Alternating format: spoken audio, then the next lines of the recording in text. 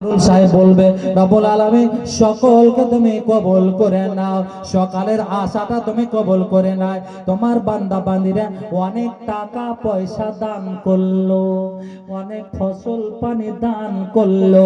রব্বুল আলামিন যার যেটা ক্ষমতা দান করেছে, আল্লাহ আমাদের দান করার কাজ করলাম, তুমি আমাদের কবুল করে নাও। তুমি কবুল করার জন্য তৈরি হয়ে আছো রব্বুল আলামিন, তুমি কবুল করে দাও, কবুল করে নাও। আল্লাহ আমাদের উদ্দেশ্যকে তুমি পূরণ করো। মাশাআল্লাহ, রব্বুল আলামিন তিনজন মিলে 1550 টাকা ঈদগাহ বানাবো বলে দান করছে।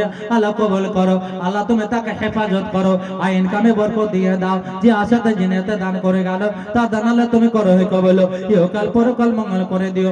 আমিন আমিন খোদা আমিন আমিন, মোদের দোয়া কবুল করো রব্বুল আলামিন। আমিন আমিন আমিন।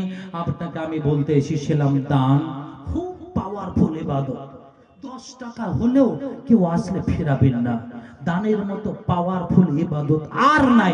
ইবাদতের জগতে সবচাইতে দামি, সবচাইতে মূল্যবান, সবচাইতে পাওয়ারফুল হলো আপনার হাতের দান, যদি সেটা হালাল হয়।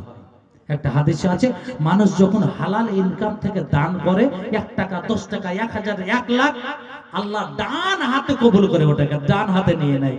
আর ডান হাতে নিয়ে আপনি যেমন গরু বাছুর মানুষ করেন, ছাগল বকরি মানুষ করেন, আল্লাহ করেন কি, তাকে লালন পালন করতে থাকে, লালন পালন করতে থাকে, বাড়তে বাড়তে বাড়তে বাড়তে পাহাড় হয়ে যায়। আল্লাহ বলে, এই শোনো, ওই যে পাহাড়টা দেখছিস, ওই যে পাহাড়টা দেখ, এটা তো